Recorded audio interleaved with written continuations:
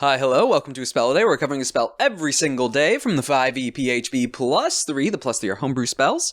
And we're currently at plus 1 at the moment. You can head back in the playlist to find it. And today's spell is Heal. Your health is not even halfway up yet. Let's hold him down. What the fuck? Come up here. 6th level evocation, casting time for 1 action, range of 60 feet, components verbal somatic, duration instantaneous. Choose a creature you can see within range. A surge of positive energy washes through the creature, causing it to regain 70 hit points. The spell also ends blindness, deafness, and any diseases affecting the target. The spell has no effect on constructs or undead. At higher levels, when you cast this spell using a spell slot of 7th level or higher, the amount of healing increases by 10 for each slot level above 6th.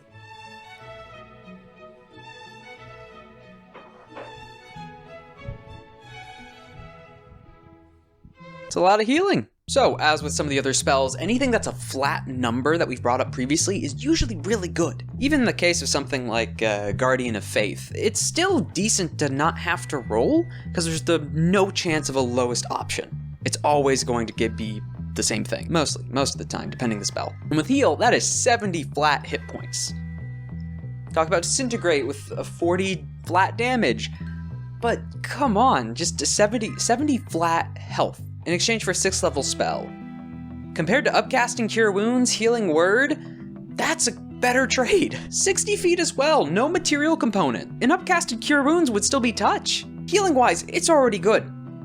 See, single target kind of hurts it a bit, but this is the best case scenario for if you have someone go down, because depending on the class, it might bring them to half or above or close to it, depending on the level you're fighting at. Being able to get a creature from 0 to 70 right away, and the other features tied onto it to boot. Blindness, deafness, and, that's a keyword, and any diseases affecting the target.